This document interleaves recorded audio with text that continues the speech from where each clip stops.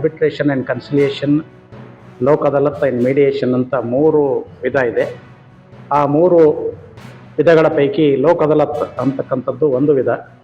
ಲೋಕ್ ಅದಾಲತ್ ವಿಧಾನವನ್ನು ನಾವು ಜಿಲ್ಲಾ ಕಾನೂನು ಸೇವೆಗಳ ಪ್ರಾಧಿಕಾರ ಜಿಲ್ಲಾ ಮಟ್ಟದಲ್ಲಿ, ತಾಲೂಕಾ ಕಾನೂನು ಸೇವೆಗಳ ಸಮಿತಿ ತಾಲೂಕಾ ಮಟ್ಟದಲ್ಲಿ, ರಾಜ್ಯ ಮಟ್ಟದಲ್ಲಿ ಅಂದರೆ ಹೈಕೋರ್ಟ್ನಲ್ಲಿ ಹೈಕೋರ್ಟ್ ಲೀಗಲ್ ಸರ್ವಿಸಸ್ ಕಮಿಟಿ ಇರ್ತದೆ. ಸುಪ್ರೀಂ ಕೋರ್ಟ್ನಲ್ಲಿ ಲೆವೆಲ್ನಲ್ಲಿ supreme court legal services committee ಇರ್ತದೆ. ರಾಷ್ಟ್ರ ಪ್ರಾಧಿಕಾರ ಇದೆ, ರಾಜ್ಯ ಪ್ರಾಧಿಕಾರ ಇದೆ, ಜಿಲ್ಲಾ ಪ್ರಾಧಿಕಾರ ಇದೆ ಮತ್ತು ತಾಲೂಕಾ ಸಮಿತಿಗಳಿವೆ.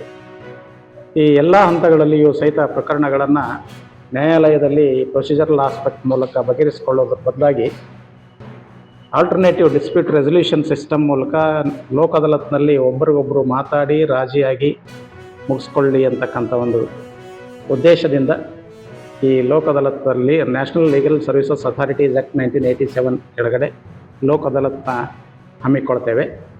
ವರ್ಷಕ್ಕೆ 4 ಬಾರಿ Lok Adalat ಅಂದ್ಕೊಳ್ತೇವೆ. Q1, Q2, Q3, Q4. ಈ ವರ್ಷ ನಾವು ಕ್ಯಾಲೆಂಡರ್ ಇಯರ್ ನೋಡೋದಾದರೆ ವರ್ಷದ ಕೊನೆಯ ಮತ್ತು 4ನೆಯ ಲೋಕ್ ಅದಾಲತ್ ಡಿಸೆಂಬರ್ 13, 2020-25ರಿಂದ ದೇಶದ ತುಂಬ ಹಮ್ಮಿಕೊಂಡಿದ್ದೀವಿ. ಹಾವೇರಿಯಲ್ಲಿಯೂ ಹಮ್ಮಿಕೊಂಡಿದ್ದೀವಿ. ತಾಲೂಕಾ ಕೇಂದ್ರಗಳಲ್ಲಿಯೂ ಲೋಕ್ ಅದಾಲತ್ಗಳ ವ್ಯವಸ್ಥೆ ಮಾಡಲಾಗಿದೆ.